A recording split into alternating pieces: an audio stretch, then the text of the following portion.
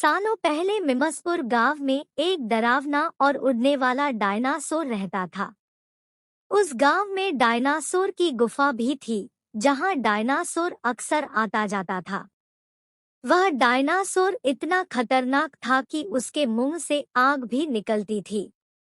हर महीने वो डायनासोर गांव में उड़ते हुए मुंह से आग निकालकर गांव के कई घरों को जला देता था। ऐसे ही हर महीने उस गांव के कई घर और खेत जलकर राख हो जाते थे। हर तरफ उस डायनासोर का डर था। अपने गांव के लोगों को इतना परेशान देखकर राजा ने उस डायनासोर को मारने का फैसला लिया। उन्होंने उसकी गुफा में 10 से 12 सैनिक भेजे। कुछ सैनिकों ने जैसे ही डायनासोर पर चाकू से हमला किया, तो वैसे ही डायनासोर नींद से जग गया और सारे सैनिकों को मार दिया।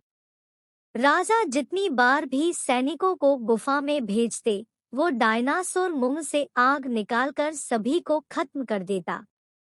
इस सबसे परेशान होकर राजा ने गांव में घोषणा कर दी कि जो भी उस खतरनाक डायनासोर को मारेगा उसे वो 10,000 सोने की मोहर देंगे।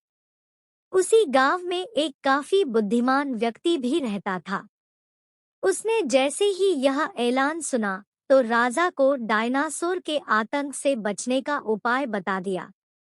उसने कहा कि हम लोहे को पिघला लेते हैं और उससे बनने वाले लार्वे को डायनासोर पर डाल देंगे। गर्म लार्वे से बचने के लिए जैसे ही डायनासोर उड़ने लगेगा, तो पत्थरों से टकरा जाएगा और उन्हीं के नीचे दबकर उसकी जान निकल जाएगी।